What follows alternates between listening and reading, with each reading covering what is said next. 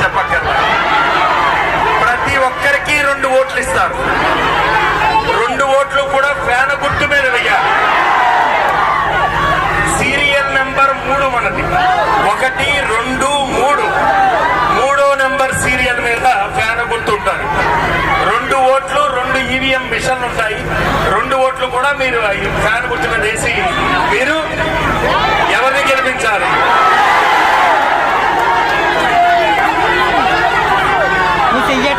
ఈ గెలుపు ఎవరిదో తెలుసా?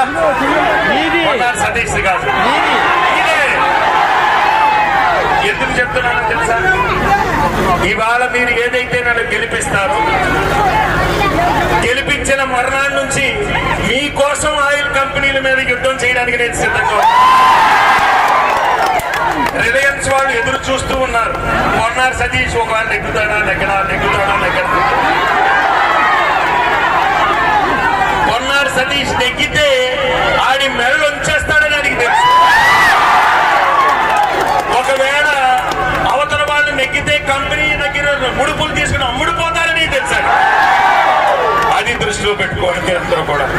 అది దృష్టిలో పెట్టుకుని ఒక్క ఓటు కూడా పోకుండా మీ చుట్టాలు హైదరాబాద్ లో ఉన్నా, వైజాగ్ లో ఉన్నా, విజయవాడలో ఉన్నా, భీమవరంలో ఉన్నా, గుంటూరులో ఉన్నా రప్పించండి. మన బిడ్డను నెగ్గించుకోవాలని చెప్పండి. మన అన్నదమ్ముడిని నెగ్గించుకోవాలి, మన కోసం పనిచేస్తాడని చెప్పండి.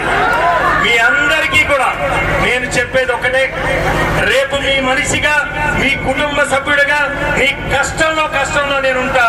ఇవాళ మీకు అన్ని విధాల అందుబాటులో ఉంటూ మీ అందరికీ మేలు చేయడానికి నేను కృషి చేస్తాను. మీరందరూ కూడా ఎలక్షన్ ని ప్రశాంతంగా చేయండి.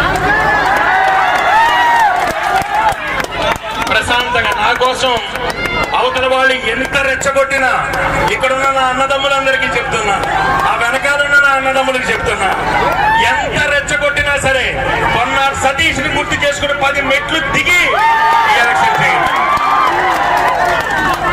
నేను చెప్తున్నాను కదా, భగవంతుడు లెక్కలు రాస్తున్నాడు చిట్టా అని చెప్పి.